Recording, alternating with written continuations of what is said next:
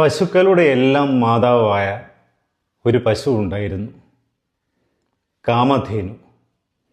ആഗ്രഹങ്ങളെല്ലാം സാധിച്ചു കൊടുക്കുന്ന കാമധേനു. ആ പശുവിന് സുരഭിയെന്നും നന്ദിനിയെന്നും മറ്റ് പേരുകളുണ്ടായിരുന്നു.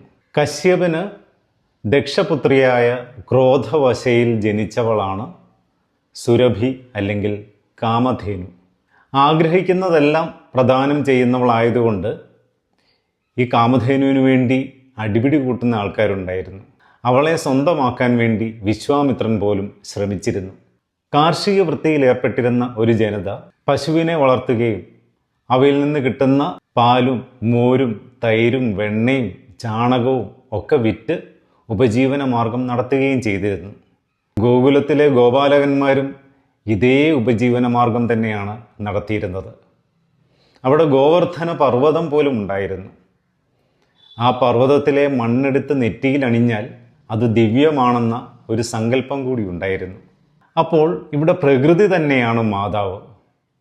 പശുക്കളും മണ്ണും മരങ്ങളും എല്ലാം ചേർന്ന പ്രകൃതി. ജീവികൾക്ക് എല്ലാം നൽകുന്നത് ആ പ്രകൃതി തന്നെയാണ്. ഒരു കാലത്ത് വീട്ടിലെ പശുക്കൾക്കെല്ലാം പൊതുവായ ഒരു പേരായിരുന്നു നന്ദിനി. അങ്ങനെ നന്ദിനി പശുക്കൾ ഉണ്ടായിരുന്ന വീടുകൾ ഇന്ന് അന്യം നിന്ന് പോയിരിക്കുകയാണ്. ഓരോ വീട്ടിലും ഒന്നോ ഒന്നിൽ കൂടുതലോ പശുക്കൾ ഉണ്ടായിരുന്ന ഒരു കാലം മാറിയിട്ട് ഇന്ന് നമ്മൾ പാലുൽപ്പന്നങ്ങളും വില കൊടുത്ത് വാങ്ങിക്കുന്ന രീതിയിലേക്ക് മാറിയിരിക്കുന്നു.